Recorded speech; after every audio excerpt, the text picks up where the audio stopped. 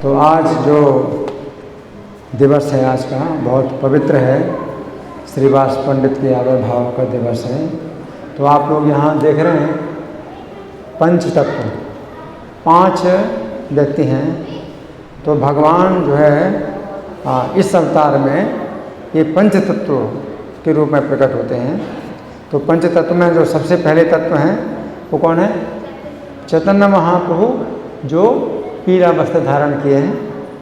फिर दूसरा तत्व है नित्यानंद प्रभु, तो चैतन्य के इसमें बाएं तरफ है, नीला वस्त्र धारण किए दूसरे तत्व हैं। फिर तीसरा तत्व कौन है? अद्वैताचार्य हैं। ये इधर हैं बिल्कुल किनारे पर, जो वृद्ध हैं सफ़ेद वस्त्र धारण किए अद्वैताचार्य हैं। फिर चौथा तत्व कौन है? गदाधर पंडित। गदाधर पंडित लाल वस्त्र धारण किए हैं, चैतन्य के दाईं तरफ है। फिर 5वां तत्व श्रीवास, ये मृदंग बजा रहे हैं और सफ़ेद वस्त्र धारण किए हैं। तो ये जो है पंच तत्व।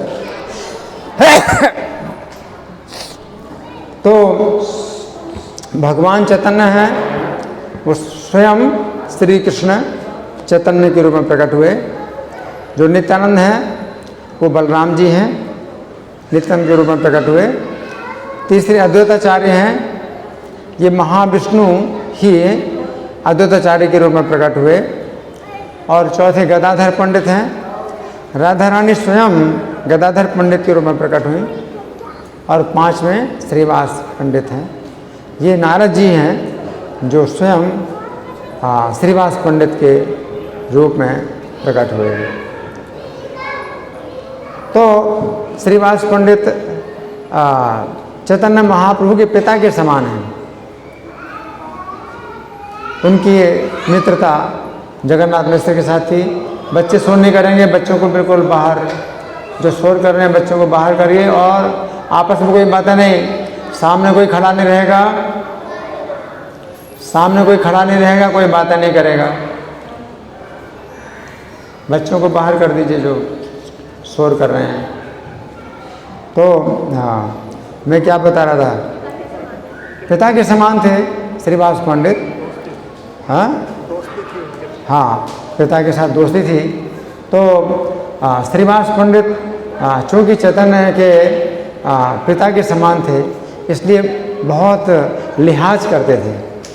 चैतन्य महाप्रभु जब विद्यार्थी जीवन में थे तो बड़े चंचल थे और अपने समान अवस्था के जो लोग होते थे तो उनको कई बार चिढ़ाते थे या कभी उनके साथ प्रश्न पूछते थे और प्रश्नों का कोई उत्तर दें तो खंडन कर देते थे। इस प्रकार से लज्जित करते थे।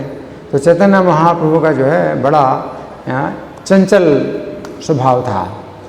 लेकिन जैसे श्रीवास पंडित मिल जाएं तो आदर करते थे, उनको नमस्कार करते थे। और श्रीवास पंडित अगर डांटें तो उनकी डांट को सुन लेते थे। तो श्रीवास पंडित क्या बोले, एक बार रास्ते में मिल गए तो श्रीवास पंडित बोलते हैं कि आप चंचलों के बड़े शिरोमणि हैं, आप बड़े चंचल हैं, आप कहाँ जा रहे हैं? श्रीवास पंडित चैतन्य से कहते हैं कि आप कहाँ जा रहे हैं? तो चंचलों में बहुत ज़्यादा चंचल हैं, कहाँ जा रहे हो? देखो, पढ़ाई जितनी करनी थी सो हो गई, अब कृष्ण का भजन करो। ये समय बर्बाद ना करो, मनुष्य का जीवन। किसके बच्चे हैं? गार्ड इनको जो है बाहर करो, बच्चे खेल रहे हैं, बहुत शोर कर रहे हैं। किसके बच्चे हैं? आपकी जिम्मेदारी है, आपके बच्चे शोर नहीं करेंगे, यहाँ दौड़ेंगे नहीं। किसके बच्चे हैं? तो मैं क्या बता रहा था?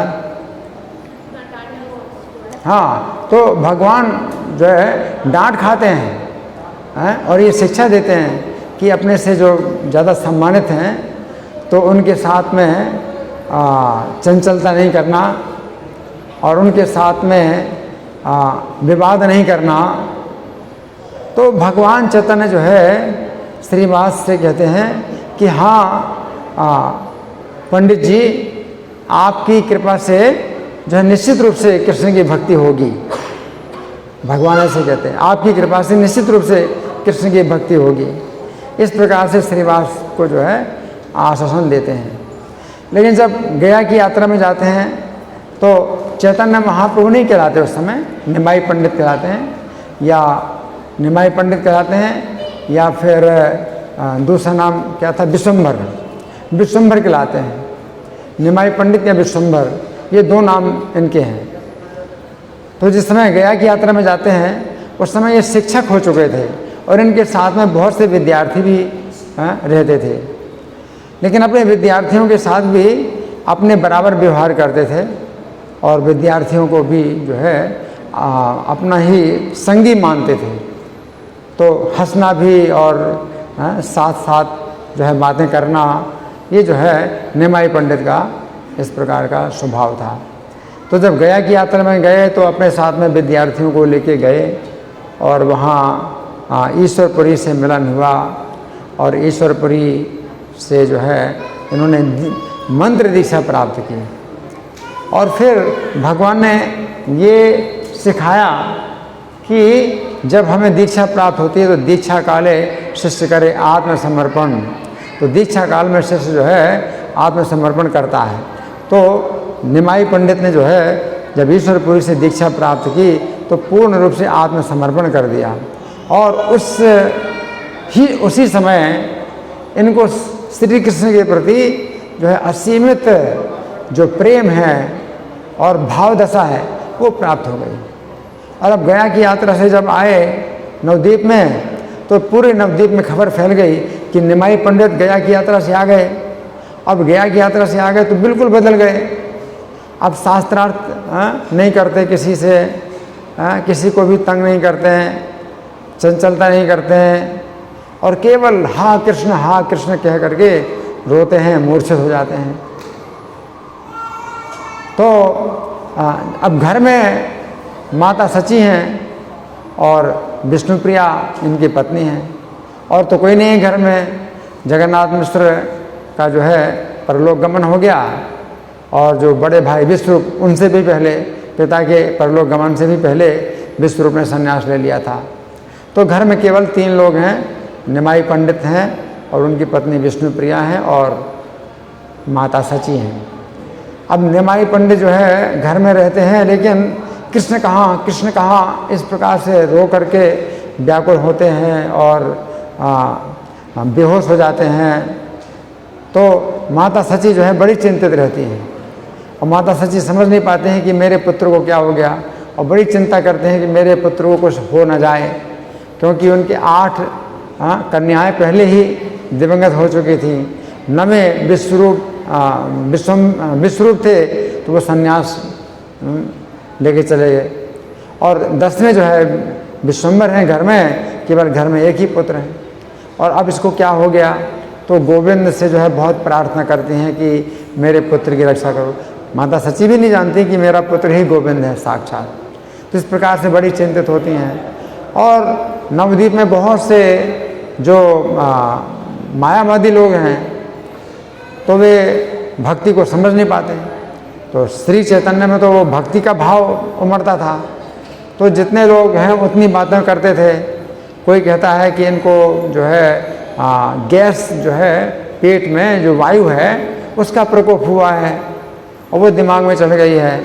तो कोई कहता है कि नारायण तेल की मालिश करो, कोई कहता है बांध करके रखो इनको, कोई कुछ कहता है, कोई कुछ कहता है। और माता सची जो है बड़ी चिंता करती हैं और उदार इतनी हैं कि कोई जो कुछ कहता है वैसे ही बोलने लगती हैं कि हाँ ऐसे ही करना है, वैसे ही करना है।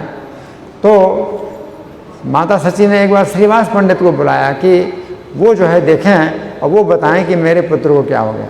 तो श्रीवास पंडित जब आए घर में तो पहली बार एक व्यक्ति ऐसा निकला जिसने निमाई पंडित के इस रोग को जो है बहुत बड़ा गुण बतलाया, बहुत बड़ा गुण बतलाया है ना। और वो थे श्रीवास। तो पहली बार ही जो है एक व्यक्ति ने जो है इस रोग की प्रशंसा की और कहा कि कौन कहता है कि ये वायु का रोग है, ये तो महान भक्ति योग है, ये तो महान भक्ति योग है, ये तो ऐसी भक्ति है कि नारद जी और सुखदेव ब्रह्मा जी भी वांछा करते हैं, ऐसी भक्ति है। तो श्रीवास जी ही जो है माता सची को प्रबोध देने लगे कि अब आप जो है बिल्कुल चिंता मत करो और किसी को भी मत इस संबंध में बतलाओ। अगर आप कृष्ण के जो है बड़े बड़े चमत्कार देखना चाहती हो तो आप जो है घर में रहो, प्रसन्नतापूर्वक रहो और देखो कृष्ण के कैसे कैसे चमत्कार होते हैं। तो श्रीवास जब आए थे निमाई पंडित के घर में तो निमाई पंडित तो तुलसी को जल दे रहे थे, लेकिन जैसे ही श्रीवास को देखा तो भक्त को देख करके इतना भाव उमड़ा कि जो है आँखों से आंसू की धारा बहने लगी और जो है जमीन में गिर के मूर्छित हो गए। तो श्रीवास पंडित ने मतलब तुरंत ही समझ लिया कि ये तो प्रेम योग है, ये तो भक्ति योग है, महान भक्ति योग है ना। तो सची माता को उन्होंने मतलब बड़ा जो है बल दिया और सची माता को फिर इससे बहुत बल मिला, उनकी चिंता दूर हुई। और निमाई पंडित बोले श्रीवास से बोले कि हे पंडित, आप मुझे बताइए कि आपके मन में कैसा जचता है। सब लोग तो कहते हैं कि मुझे वायु का रोग हो गया है, मुझे बांध के रखो, ये आपके मन में कैसा जचता है। तो श्रीवास पंडित बोले ये तो बड़ी अच्छी वायु है, ऐसी वायु तो मैं भी चाहता हूँ।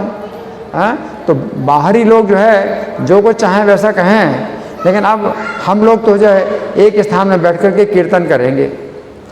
तो निमाई पंडित बोले कि हे पंडित, आपने जो है आप ही पहले व्यक्ति हैं जिन्होंने इस रोग की प्रशंसा की है। अगर आप भी बोल देते कि ये वायु का रोग है तो मैं गंगा जी में कूद करके अपने प्राण त्याग दिया होता, तो आपने मेरे प्राणों की रक्षा कर ली। तो श्रीवास पंडित के प्रति निमाई पंडित इतने आभारी हुए कि फिर उन्होंने जो है श्रीवास पंडित के घर को ही पवित्र किया और हर रात कीर्तन करते थे, पूरी रात कीर्तन करते थे। तो श्रीवास पंडित इतने भाग्यशाली केवल इसीलिए हुए कि कितने लोग जो है क्या क्या बोलते हैं, लेकिन उन्होंने जो है सबकी बात का खंडन कर दिया और स्थापित किया कि ये निमाई पंडित का जो है कोई रोग नहीं है, ये बहुत बड़ा प्रेम योग है। तो ऐसा मतलब व्यक्ति होना चाहिए, निर्भीक होना चाहिए हमको कि अगर हम कृष्ण के संबंध में कोई जानकारी हो, कोई बात हो तो हमें जो है मतलब उसमें अड़के रहना चाहिए, बिल्कुल अड़के रहना चाहिए। फिर ये नहीं कि कोई कुछ कहता है, कोई कुछ कहता है, फिर सब उसको जो है उल्टा बोले। तो अगर सब लोग भी उल्टा बोलते हैं, लेकिन अगर कोई सही भक्त है और उसका अंदर कोई सही गुण है तो हमें जो है सबकी परवाह ना करके हमें जो है मतलब उसके गुण को देखना चाहिए कि उसके अंदर गुण है, चाहे सब लोग उल्टा बोलें। तो ये जो है हमें आज के दिन श्रीवास पंडित से शक्ति मांगना चाहिए कि अगर मान लीजिए कि ये भक्त हैं और इस भक्ति की सब लोग निंदा करते हैं और कुछ कहते हैं, कुछ उल्टा कहते हैं, लेकिन मैं जानता हूँ कि ये भक्त हैं और जो है बिल्कुल उचित इसका जो है व्यवहार है और उचित इसकी चेष्टाएं हैं। तो मैं जो है मतलब सबकी तरह उल्टा नहीं बोलूँगा, मुझे जो है मतलब बोलना है कि ये भक्त जो है सही है। ये सब लोग क्यों उल्टा बोलते हैं? तो जो उल्टा बोलने वाले हैं तो उनकी चिंता ना करके हमें जो है उस भक्त के साथ अच्छा व्यवहार करना चाहिए। तो श्रीवास पंडित का जो है आज जो आविर्भाव है तो आज के दिन हमें उनसे जो है ये गुण प्राप्त करना चाहिए। तो फिर भगवान चैतन्य श्रीवास पंडित के घर में रोज़ रात में कीर्तन करते थे, रात भर कीर्तन करते थे। तो जो निंदा करने वाले थे कीर्तन की, अब उनके लिए तो और भारी जो है समस्या बन गए क्योंकि भक्त लोग जब दिन में कीर्तन करते थे उसको भी सहन नहीं करते थे और बड़ी निंदा करते थे, जोर जोर से क्यों चिल्लाते हैं, जोर जोर से क्यों चिल्लाते हैं। अभी तो निमाई पंडित जो है अब और ज़्यादा उन्होंने इतना कर दिया कि रात भर कीर्तन कर रहे हैं और ऊंचे स्वर में कीर्तन कर रहे हैं। उन दिनों माइक तो नहीं होता था, लेकिन बिना माइक के ही कीर्तन होता था।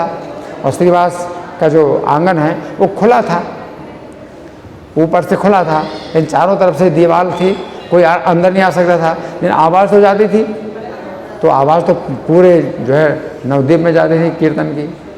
तो फिर और ज़्यादा निंदा करने लगे और निमाई पंडित की निंदा करने लगे, श्रीवास पंडित की निंदा करने लगे और क्या क्या बोलने लगे। और समय फिर उन लोगों ने कई प्रकार की चालें चली, कई प्रकार की चालें चली कि इनको इनके कीर्तन में बाधा पहुँचे, इनका कीर्तन बंद कराया जाए। तो एक चाल ऐसी भी चली उन्होंने कि गलत समाचार फैला दिया, गलत समाचार फैला दिया कि यहाँ नवद्वीप में जो है इतना जो रात भर कीर्तन होता है, इसकी सूचना नवाब को मिल गई है, जो मुसलमान राजा है नवाब, उसको मिल गई है। और वो जो है अभी अपनी 2 नौकाएं भेजने वाला है नवद्वीप में, जो कि सैनिकों से भरी हुई 2 नौका। और वो सैनिक जो है इन सब लोगों को पकड़ के ले जाएंगे जो कीर्तन करने वाले हैं। तो श्रीवास पंडित को जो है जब ये समाचार मिला तो वो बड़े चिंतित हो गए, क्योंकि भगवान स्वयं तो कीर्तन कर रहे हैं उनके घर में। और श्रीवास पंडित भी नहीं पहचान पाए थे कि ये निमाई पंडित साक्षात भगवान है। तो वो तो महान भक्त समझते कि कीर्तन कर रहे हैं। तो श्रीवास पंडित जो है अपने घर में नरसिंह की पूजा करने लगे, क्योंकि भक्तों को अगर कोई खतरा होता है तो नरसिंह भगवान की पूजा करते हैं विशेष, की वो जो है भक्ति के विघ्नों को दूर करें। तो बड़ी भक्ति में बड़ी विघ्न और बाधा आ रही है और शासन मुसलमानों का ही है। तो श्रीवास पंडित सरल स्वभाव के थे, तो कोई कुछ कहता तो वैसे ही मान लेते थे। जो दूसरे भक्त थे तो उन्होंने सुना, तो उन्होंने सोचा कि कृष्ण जैसा चाहेंगे वैसा होगा, तो वो उन्होंने जो है इस बात पर ज़्यादा ध्यान नहीं दिया। श्रीवास पंडित बड़े चिंतित हो गए, क्योंकि कीर्तन तो उनके ही घर में हो रहा है। तो दिन के समय जो है नरसिंह भगवान की वो जो है प्रार्थना कर रहे थे और पूजा कर रहे थे। और यहाँ निमाई पंडित ने अब सोचा कि श्रीवास को जो है जो चिंता हो रही है, डर हो रहा है, तो अब तो ज़रूरी है कि मैं अपने को प्रकट करूं और इनका डर दूर करूं। तो डर दूर करने के लिए ज़रूरी है कि निमाई पंडित अब अपने को दिखाएंगे कि वे भगवान हैं, परमेश्वर हैं और उनका सबके ऊपर नियंत्रण है। तो श्रीवास पंडित फिर जो है दौड़ करके निमाई पंडित दौड़ करके श्रीवास पंडित के घर में गए और दरवाजे पर लात मारने लगे और बोलने लगे कि अरे श्रीवासिया। अब भगवान के आवेश में है तो पंडित नहीं बोल रहे हैं, अरे श्रीवासिया तो अंदर क्या कर रहा है, जिस ईश्वर की तू आराधना कर रहा है उस ईश्वर को तू अपने सामने देख। अब जो है श्रीवास पंडित ने जो है अपना दरवाज़ा खोला तो निमाई पंडित अंदर आ गए और अपना चतुर्भुज रूप प्रकट कर दिया। चतुर्भुज रूप संघ चक्र गदा पद्म धारण किए भगवान साक्षात, और उस कमरे के अंदर चले गए भगवान, जहाँ विष्णु सिंहासन था। विष्णु सिंहासन पर बैठ गए और श्रीवास पंडित से कहते हैं कि मेरी स्तुति करो। तो श्रीवास पंडित को तो फिर बड़ा मतलब बल मिल गया, आज्ञा मिल गई। तो उनका तो स्तुति करने का तो हमेशा मन करता है, और जब भगवान कहते हैं मेरी स्तुति पढ़ो, तो फिर श्रीवास पंडित ने बड़ी दिव्य स्तुति जो है की भगवान चैतन्य की, और फिर सब प्रकार की पूजा की। और भगवान कहते हैं कि मेरा दर्शन जो है सबको कराओ, तुम्हारे घर के अंदर जितने भी परिवार के लोग हैं और दास और दासियां हैं सबको बुलाओ और मेरे दर्शन कराओ। तो श्रीवास पंडित ने सबको बुलाया, लेकिन भगवान चैतन्य ने अपना ये जो विष्णु रूप जो प्रकट किया था, तो श्रीवास पंडित के तो घर में हर व्यक्ति ने दर्शन किया, सबको दर्शन दिया। लेकिन श्रीवास पंडित के घर के बाहर किसी व्यक्ति को जो है एक बात भी पता नहीं चली इस संबंध में कि क्या अंदर क्या लीला हुई। और भगवान चैतन्य ने जो है अब श्रीवास पंडित से कहते हैं कि तुमने मुझे पहचाना नहीं, मैं इतने दिनों से यहाँ पर प्रकट हुआ हूँ। तो श्रीवास पंडित जो है कहते हैं कि प्रभु अगर आप ही अपने को छिपाएं तो आपको कौन जान सकता है। और भगवान कहते हैं कि क्या तुम डर रहे हो? मैंने सुना है कि राजा की जो सिपाहियों की सैनिकों की नौका है यहाँ आने वाली है, तो कीर्तन करने वालों को पकड़ के ले जाएगी, राजा के पास पकड़ के ले जाएगी। तो सुनो, तुम्हें चिंता करने की बात नहीं है, क्योंकि जब तक मैं राजा के मुंह से नहीं बुलवाऊंगा तब तक राजा अपने मुंह से आज्ञा ही कैसे देगा कि कीर्तन करने वालों को पकड़ के लाओ। और फिर भगवान कहते हैं कि अगर मान लीजिए कि स्वतंत्र रूप से राजा ने आज्ञा दे दी कि कीर्तन करने वालों को पकड़ के लाओ, तो ये तो मैं चाहता ही हूँ, तो मैं सबसे पहले मैं ही नौका में बैठ करके राजा के पास जाऊँगा। और जब राजा के पास जाऊँगा तो मुझे देख करके क्या राजा अपने सिंहासन पर बैठा रहेगा?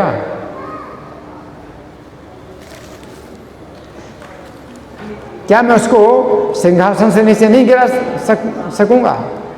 लेकिन अगर वो फिर भी बैठा रहा तो मैं तो ये चाहता ही हूँ, और मैं उससे कहूँगा कि देख राजा, तू सत्य और असत्य को पहचान।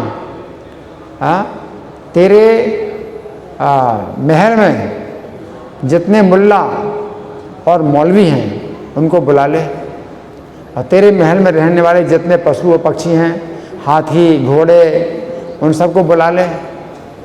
और तेरे जो मुल्ला हैं वो कुरान की आयतें पढ़ कर के इन पशुओं को प्रेम में रुलाएं, तो तुम्हारे धर्म का हम जो है मानेंगे कि तुम्हारा धर्म जो है कुछ बड़ा धर्म है। और उनके धर्म में ऐसी शक्ति नहीं है कि जो पशु पक्षी हैं वो प्रेम में रोएं। फिर मैं कहूँगा कि अब तू मेरी शक्ति देख, और मैं उस समय जितने पशु पक्षी हैं राजा के महल के, उन सबको मैं प्रेम में रुलाऊंगा और कीर्तन कराऊंगा। तो भगवान ने ये सब बातें बोल दी। अब भगवान स्वयं सोचते हैं कि श्रीवास पंडित कैसे विश्वास करेंगे जब तक मैं इसका नमूना करके ना दिखाऊं। तो भगवान कहते हैं अच्छा, अगर तुम्हें मेरी बात पर विश्वास नहीं है तो मैं भी करके दिखाता हूँ। अब श्रीवास पंडित के घर में तो पशु पक्षी कोई थे ही नहीं, तो 4 साल की बच्ची नारायणी थी। तो 4 साल की बच्ची नारायणी को कितना बोध होता है? अगर भक्तों को कहें तो भक्त लोग तो वैसे ही प्रेम में रोने वाले हैं। तो 4 वर्ष की नारायणी को भगवान कहते हैं कि नारायणी, तू कृष्ण का नाम लेकर के रो करके दिखा। तो वो हाँ कृष्ण कहती हुई और इतना रोई कि उसके आंसुओं से पूरा आंगन भीग गया। इतना रोई, 4 साल की बच्ची है ना। और फिर भगवान जो है चैतन्य मतलब कहते हैं कि तुम्हें बिल्कुल डरने की ज़रूरत नहीं है, और इस रहस्य को आप इस घर के 4 दीवारों के बाहर बिल्कुल नहीं बताना किसी को। तो भगवान ने इतना कृपा किया है, इतना दर्शन दिया अपना, साक्षात भगवान चतुर्भुज रूप में दर्शन दिया। इन श्रीवास पंडित के दास दासियों ने भी जो है दर्शन किया भगवान का, बल्कि वो कुछ भी नहीं करते। दास दासी जो है कुछ नहीं करते हैं, उनके घर में रहते हैं, खाते हैं और जो है सेवा करते हैं। उनको भी जो इतना बड़ा सौभाग्य प्राप्त हुआ। तो इसका क्या मतलब है? इसका मतलब यह है कि अगर हम भक्तों का अपराध ना करें और भक्तों की सेवा में अगर लगे रहें तो भक्तों के जो है साथ साथ हमें भी वही गति प्राप्त हो जाएगी। भक्तों की संगति की इतनी शक्ति है कि श्रीवास पंडित के घर में केवल रहने मात्र से उनको भी जो है भगवान का वो दर्शन प्राप्त हो गया जो कि बड़े बड़े जो तपस्वी लोग हैं उनको भी दर्शन नहीं होते भगवान, है ना। तो श्रीवास पंडित के घर में भगवान ने इतनी लीलाएं की हैं। कितना मतलब सौभाग्य है श्रीवास पंडित का कि जैसे मथुरा में भगवान ने जन्म लिया तो वसुदेव देव के घर में जन्म लिया भगवान ने। ये सब लीलाएं की नंद महाराज के घर में। तो सौभाग्य तो ज़्यादा नंद महाराज का है, यशोदा का है ना। उसी प्रकार से जगन्नाथ मिश्र और सची माता के घर में तो भगवान ने जन्म लिया, लेकिन सौभाग्य ज़्यादा किसका है? श्रीनिवास पंडित का और मालिनी देवी का, कि इनके घर में सब लीलाएं की भगवान चैतन्य ने। एक बार तो भगवान जो है श्रीनिवास पंडित के घर में कीर्तन कर रहे थे और काफ़ी रात हो गई थी और भक्तों को जो है भूख लगाई। अब रात भर कीर्तन करेंगे तो भूख भी लगेगी, तो भूख लगी भक्तों को, तो भगवान कहते हैं कि तुम लोगों को भूख लगी, अभी तो कुछ प्रसाद भोजन है नहीं, है ठीक है, आम का एक बीज उन्होंने जो है मंगवाया। आम का बीज जो है वो ज़मीन में बो दिया, है ना, और भगवान चैतन्य की इच्छा से वो बीज तुरंत अंकुरित हो गया और बड़ा होने लगा। बड़ा होते होते अब 5 मिनट में या 10 मिनट में ही पूरा पेड़ बन गया। बीज से इतना बड़ा पेड़ बन गया और उसमें बड़े बड़े आम भी लटकने लगे। अभी बड़े बड़े आम, एक आम खाए तो पूरा पेट भर जाए, और उसमें भी जो है छिलका गुठली भी नहीं। तो भगवान चैतन्य ने जो है मतलब ये भी जो है आश्चर्य करके दिखलाया। तो वो आम, तो ये भी कहा जाता है कि श्रीनिवास पंडित के घर के बाहर एक दूसरा स्थान है जहाँ पर भगवान ने आम का जो पेड़ है वो प्रकट किया था। तो जो भी हो, इन श्रीनिवास पंडित के संगति में ही भगवान ने ये सब लीलाएं करी। तो श्रीनिवास पंडित जो है जब भगवान चैतन्य ने संन्यास ले लिया, तो चूँकि भगवान चैतन्य संन्यास लेते हैं तो फिर संन्यास का मतलब यह है कि अपने घर में वापस नहीं आना दोबारा। तो श्रीनिवास पंडित के घर में चूँकि भगवान ने इतनी लीलाएं करी हैं और बहुत समय बिताया, तो श्रीनिवास पंडित को अपना घर छोड़ना पड़ा, क्योंकि ऐसे घर में अब वो नहीं रह सकते, क्योंकि भगवान चैतन्य की बहुत उनको जो है विरह सता, इसलिए वो घर छोड़ दिया था श्रीनिवास पंडित ने। और कुमारहट्टी में उनका जो है दूसरा घर था, तो वहाँ पर रहने लगे। तो भगवान चैतन्य जब संन्यास लिया तो कुमारहट्टी में भगवान चैतन्य आ सकते हैं, नवद्वीप में नहीं आ सकते। नवद्वीप में उनका घर है, तो नवद्वीप में नहीं आ सकते। कुमारहट्टी में भगवान चैतन्य आए और श्रीनिवास पंडित के घर में रुके। अद्वैताचार्य ने भी अपना घर छोड़ दिया नवद्वीप वाला, शांतिपुर में दूसरा घर था, वहाँ रहने लगे, क्योंकि अद्वैताचार्य के घर में भी भगवान चैतन्य बहुत आते थे और बहुत लीलाएं करते थे। तो वो भी जो है उन्होंने, अद्वैताचार्य ने भी हमेशा के लिए छोड़ दिया, क्योंकि भगवान चैतन्य कभी नहीं आएंगे नवद्वीप में, तो अद्वैताचार्य ने भी वो अपना घर छोड़ दिया। लेकिन एक सच्ची माता थी, वो कहाँ जाएं, है ना। तो उन्होंने जो है कितना विरह जो है पाया, अपने पुत्र का बहुत विरह पाया, है ना। तो भगवान चैतन्य जो है श्रीनिवास पंडित के ऊपर इतनी कृपा करते थे कि उनके घर में उन्होंने अपना, समझिए कि संकीर्तन आंदोलन का जो है हेड क्वार्टर बनाया। तो हेड क्वार्टर है संकीर्तन आंदोलन का, जो अभी पूरी दुनिया में फैला हुआ है। तो शुरू कहाँ से हुआ था? श्रीनिवास पंडित के घर से शुरू हुआ था। और शुरू में जब कीर्तन किया तो घर पूरा बंद करके, चारों तरफ से कमरे बंद, मतलब वो दरवाजे बंद करके, और श्रीनिवास संगम में कीर्तन करते थे। तो पहला तो कीर्तन इस प्रकार से चलता रहा। और फिर जब चांद काजी ने कीर्तन की आवाज़ जब सुनी कि सड़कों में बहुत कीर्तन हो रहा है, मतलब आवाज़ आ रही है सड़कों में, तो उसने फिर ये नियम बना दिया कि कीर्तन अगर करो तो घर के अंदर करो और आवाज़ घर के बाहर ना निकले। और ये बहुत गलत कानून था, मुसलमान का जो है जो शासन था, इतना गलत कानून था कि घर के बाहर आवाज़ ना निकले। अब उन दिनों तो घर ऐसे थोड़े होते थे कि सब दरवाजे बंद कर दो, आवाज़ बाहर नहीं जाएगी, है ना। तो फिर भक्तों को जो है बड़ी परेशानी हो गई और बड़ा भय पैदा हो गया। तो फिर भगवान ने जो है भक्तों का भय दूर करने के लिए फिर क्या किया कि फिर कीर्तन सड़क में निकाला। तो चूँकि चांद काजी ने नियम बनाया था कि घरों के अंदर कीर्तन मतलब कर सकते हो, लेकिन आवाज़ बाहर ना निकले।